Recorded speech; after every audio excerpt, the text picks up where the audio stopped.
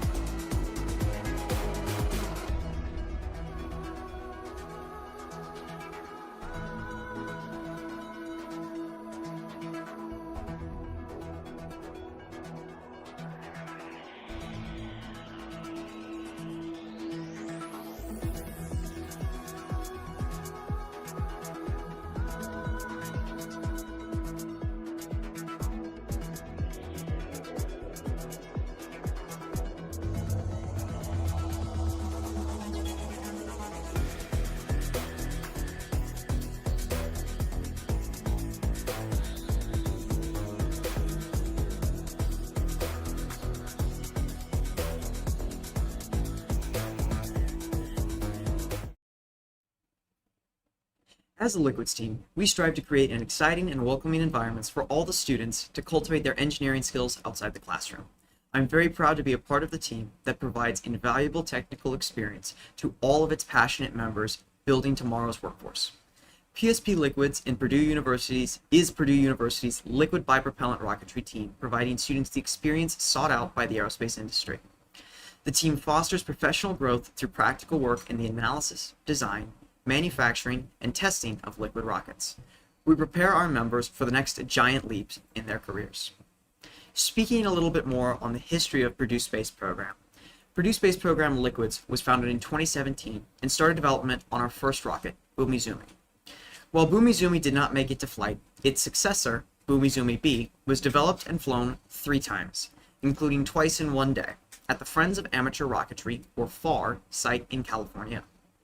Liquids has now set their sights on CraterMaker Special, which is the rocket we are testing tonight.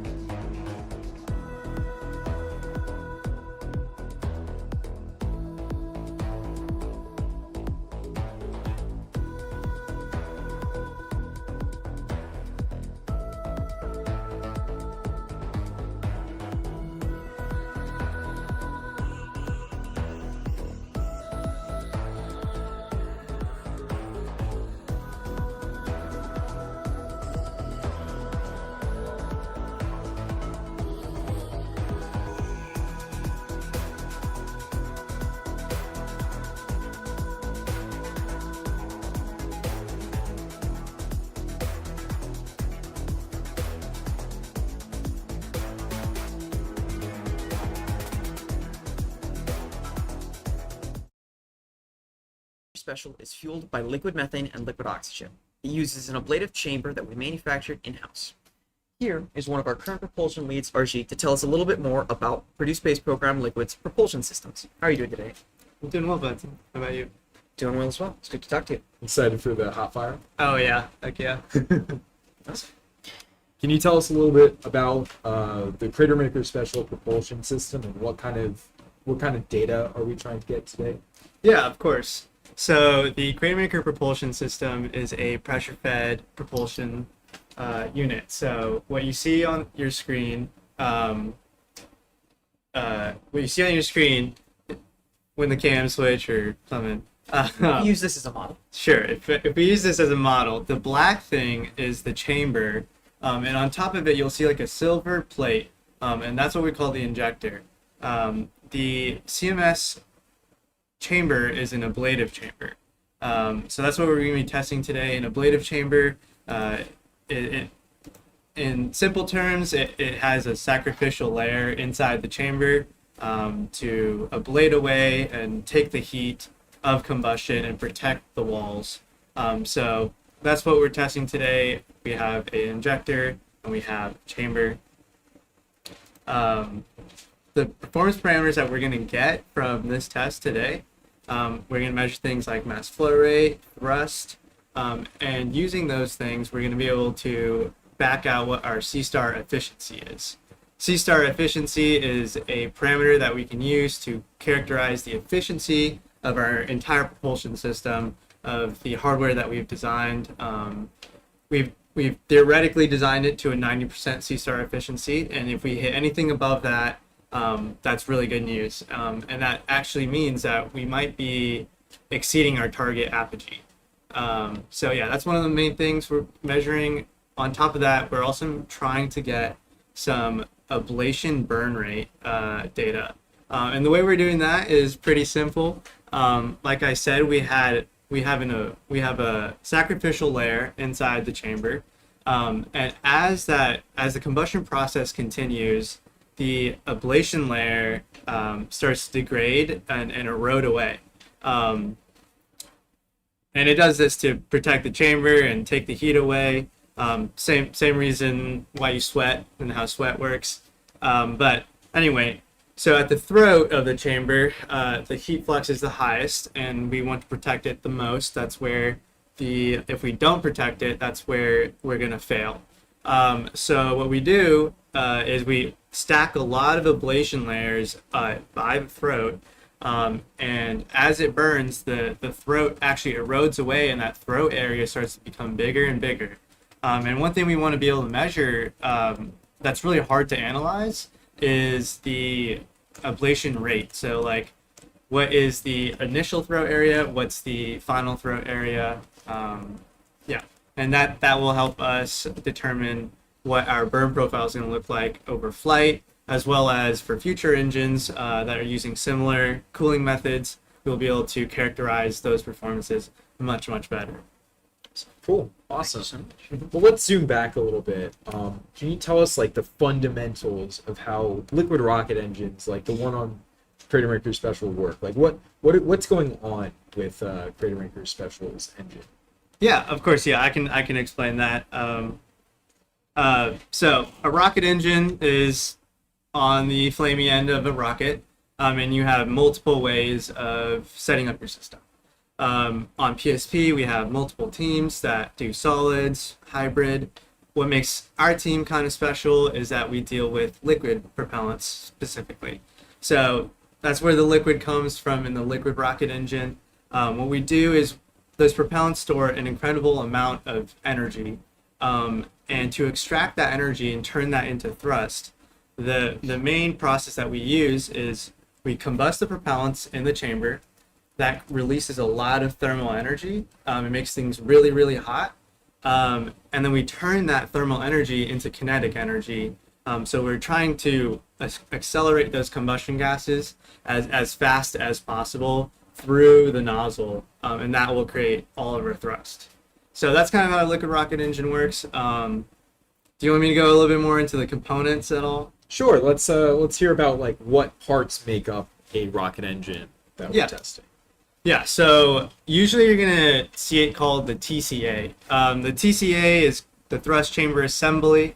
On CraterMaker Special, our TCA is confined to our injector, our chamber, which is what I'm holding right now. This is a mock print of our next rocket's chamber, as well as an igniter. So on your stream right now, you're seeing the black bell nozzle shaped, engine shaped thing. That is our TCA. There's an igniter at the bottom sticking into the engine, as well as an injector on top. The injector on top, what it's doing is it's going to take all of our propellant from our tanks and inject it in such a way that the propellants are able to combust readily into the chamber. And what we're really going for is we're trying to mystify, or what we call atomize, those propellants into the chamber. That way you create as much technically surface area to volume of your propellant in your chamber. So the injector is going to inject those propellants into your chamber. The igniter, which on CMS is going to be stuck up in through the nozzle, our igniter is actually a solid motor grain. that we ignite with an E-match, that creates a flame.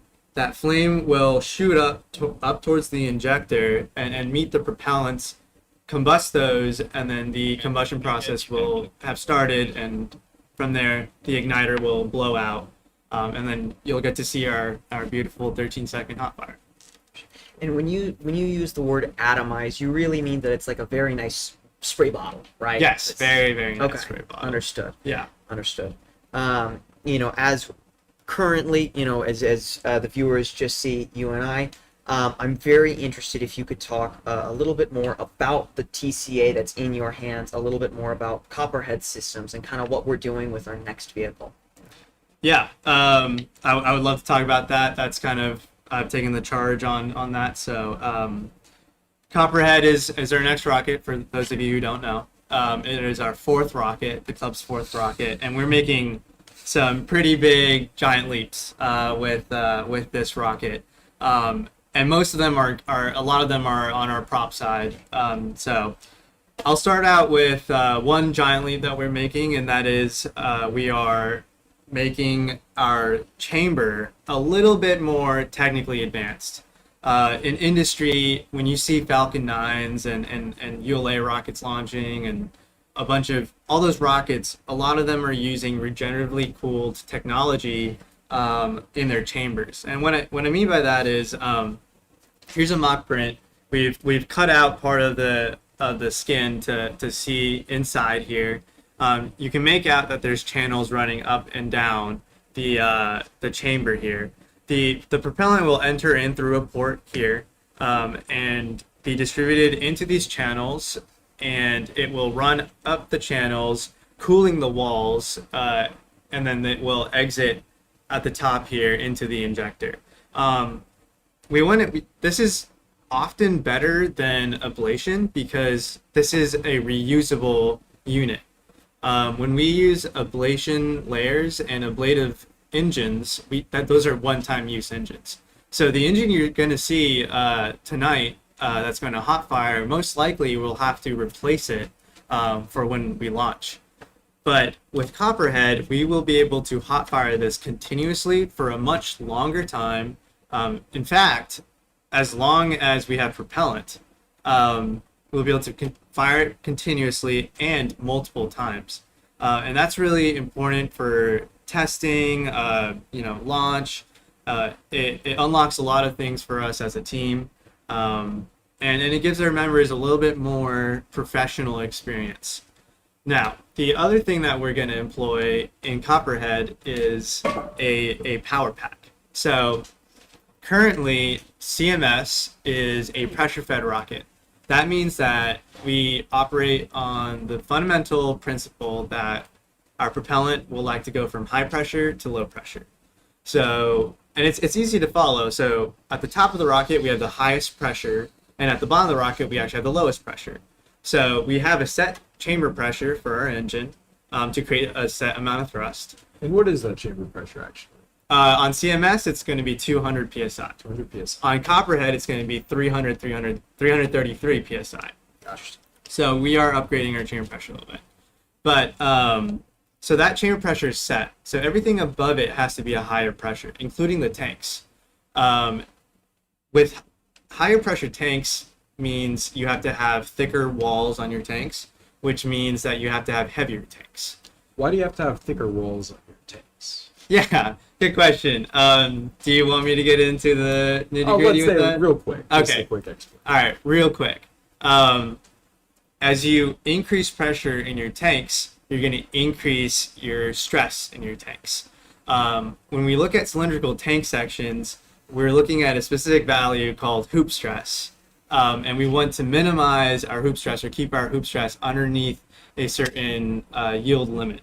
Part of something that feeds into the stress is if you have thinner tanks, that means you have a lot higher stress in those tanks. If you have thicker walls, that means you have lower stress. So if you want to increase that pressure, you have to make sure that your thickness is also increasing to keep up with your stress.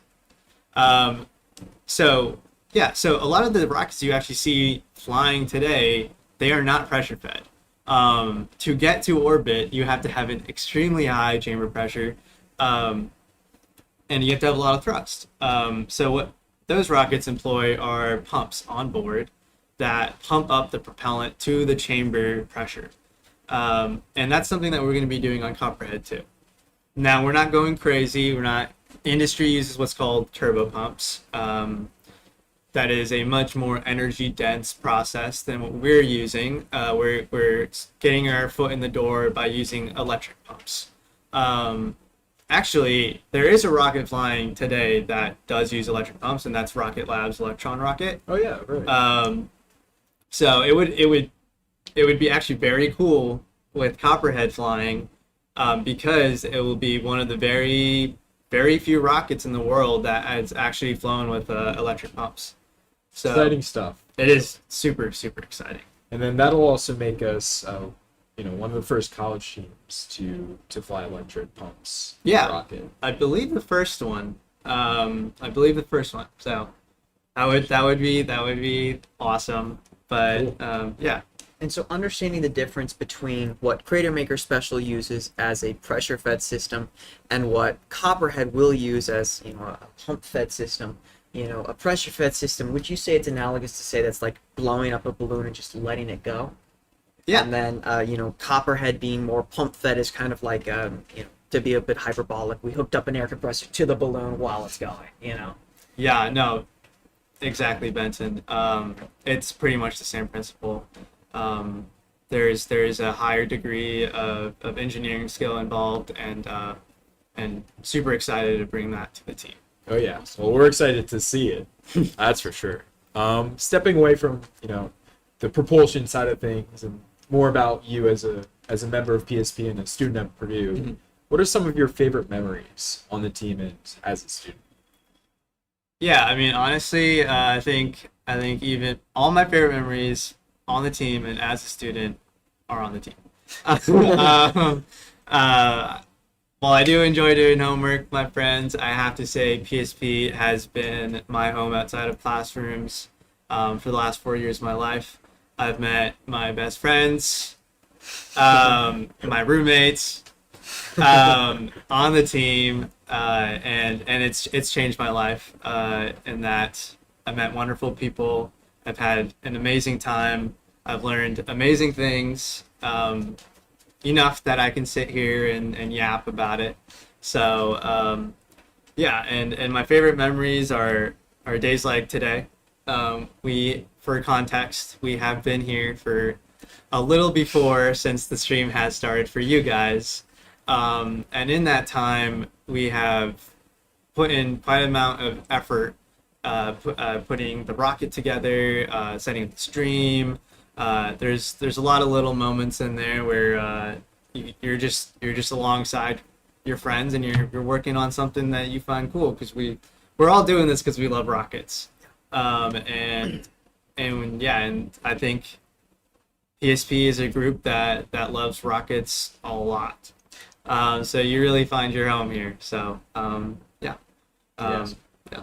We sure do. I mean, PSP is such a special place for all the members. It's a life-changing experience for all of us, and we're all very grateful to work with each other and learn from each other and do amazing stuff like what we're going to be doing today, which is hot firing CraterMaker Special for 13.2 seconds. It's going to be something nice. Another very interesting question for you, RG. Where are some of the places that you've interned throughout your college career, and how have they helped you both become a better engineer and a better member for Purdue Space Program? Yeah. I interned at Relativity Space this past summer, repping this shirt. Let's go, Terranar. Anyway, yeah, Relativity was awesome. I got the opportunity because of this team, and I'm very thankful to the team for that. I learned a lot at Relativity. I worked on the valves team. Didn't have a lot of experience with valves before that. And valves are cool because on a rocket engine, they're the only thing you control. So if you want to start up a rocket engine, if you want to shut it down, you got to do it through valves, and you got to really trust your valves. So that was an amazing experience, learning about that, learning about what industry really is like, and it's similar. The software that they use, product timelines, things like that. It was a very fun experience. Interesting. And correct me if I'm wrong, Relativity is a very special company that they actually 3D print most of their rocket components. Is that correct? Not a whole lot anymore, but a good amount. They were quite famous back in the day for 3D printing their tanks. They've since switched to friction stir welding for their tanks, but on the valves team we did 3D print some stuff. Cool. That's awesome. Kind of bringing things back to CraterMaker Special. We're very interested in many different people's perspectives on this question, and I'm curious, how high do you think CraterMaker Special will go into the air? I think, shout out to my good friend Ryan Papano, designed a beautiful injector. Many have said that it's unconventional, but unconventional doesn't mean it's bad. So we're gonna hit a C-star efficiency higher than 90%, folks. We're going to the moon. Higher than 40,000 for sure. Can we get a specific number? A specific number In feet. Um, It's just going to become an over-under game, isn't it? Yeah, oh yeah. yeah. Where's the line at? I'm gonna put the line at. For reference for some of our viewers, Okay. the Friends of Amateur Rocketry Dollar Per Foot Challenge is the competition that we and many other liquid bipropellant rocketry teams around colleges throughout the country compete in every year, right? The nature of the competition being a dollar per foot is that every foot off the launch rail we go, up to 40,000 feet, we get $1, which means that if everything goes perfectly and CraterMaker Special goes exactly 40,000 feet off the ground, its parachute deploys perfectly, we catch it in mint condition, we get a nice check of $40,000, which as business lead I'm always very happy to hear about. But there's always potentials to over or underperform on that number, and so that's a good reference for Arjit's next statement about how high he thinks the rocket will actually go in feet. How much money are we gonna get? That's the question. $47,000. You top out at 40. What? 47,000 feet is your estimate? Yeah. All right, we'll put that down. Put We'll that get down. back to you folks if Arjit hit the money with that. Yeah, thank you for that. We'll keep We'll keep track. Yeah. Aside from this print here of Copperhead's propulsion system, we have several other propulsion systems that are currently in the work, including, I believe a few of the names are Ostrich, Phoenix, Messi, a few others. Can you tell us about a few of the other propulsion systems that Liquids is working on outside of just CraterMaker Special and Copperhead? Yeah. I also do want to give a shout out to our flight chamber, which is called Ouroboros. Oh yeah. Where Where did that name come from, by the way? Ouroboros? Yeah. If you guys search up Ouroboros, the first thing you'll find is the image of a snake eating its own tail. It's a symbol of regeneration and infinity, and we chose it as a symbol for our regen engine because the engine is regenerating, kind of. Very fitting. Yeah, very Fits the Copperhead. Yeah, it's also a vehicle snake. name, So. too. But yeah, let me explain some of our other propulsion projects. So this year is a very exciting year in Liquid's history. We are not only just working on one engine, we're working on multiple, about 4 or 5. Wow. We have a test cell that is being worked on currently by members of our team. To validate and qualify that test cell, we will have a engine go on there, produce some thrust, let them validate their fluid systems and load cell. That engine is called Phoenix. We call it Phoenix because it was last actually hot fired in 2024 spring. It was the very first CMS hot fire. So very, very special that we're bringing that heat sink engine back. And that was kind of actually one of my first projects on the team too. So I'm very excited to see that engine back on the stand. Then we also have Ostrich. which we call ostrich because it will never fly, unfortunately. It's going to be also a test stand engine. So the flight chamber is additively manufactured regen engine. Ostrich will be a traditionally manufactured engine as well, but it's traditionally manufactured regen engine. Can you explain the difference between additively manufactured and traditional in this kind of context? Yeah. By additively manufactured, I mean 3D printed. Yeah. So traditional machining is a subtractive process for the most part, at least with CNC machining. And the way we're going to machine the ostrich chamber is we will start out with say like a block of stock, and then machine down to the shape that we need. Whereas with additive machining or manufacturing, what you instead do is you kind of start from nothing and you add material where you need it, and you build it up and up until you get to your final product. And additive manufacturing is used a lot in aerospace now. You're able to do a lot of intricate things like these cooling channels. It's very hard to do traditionally, but as a student team that strives to build as much in-house at our own Student Design Innovation Center, Bechtel, we're really trying to get the skills and the experience traditionally machining our own regen engine. So that's going to be Ostrich's project. Another project that we're also working on is Messy. It is our multi-element subscale injector. The injector on Ouroboros, on Copperhead, is an interesting one. It is more advanced than anything we have done yet, and because so, we don't know how it works. And to know how it works, we have to test it. So we are making a subscale version of our injector to test, and that will go on to another chamber, which will make a full engine, and we will test that as well.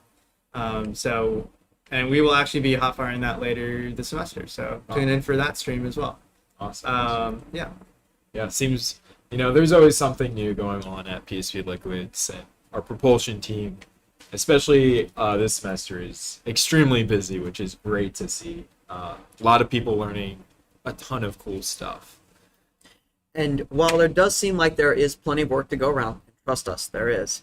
Our team of over 150 students really helps to divvy up the work, providing ample opportunities for many young freshmen to learn a lot, while also giving ample opportunities for juniors and seniors to really dive into the most advanced topics that they can still do within the team. Thank you so much for your time, Arjit. I believe right now we're going to cut back to some of the testing ground cameras, all right? Thank you so much. Thanks for being with us. Thanks for having me.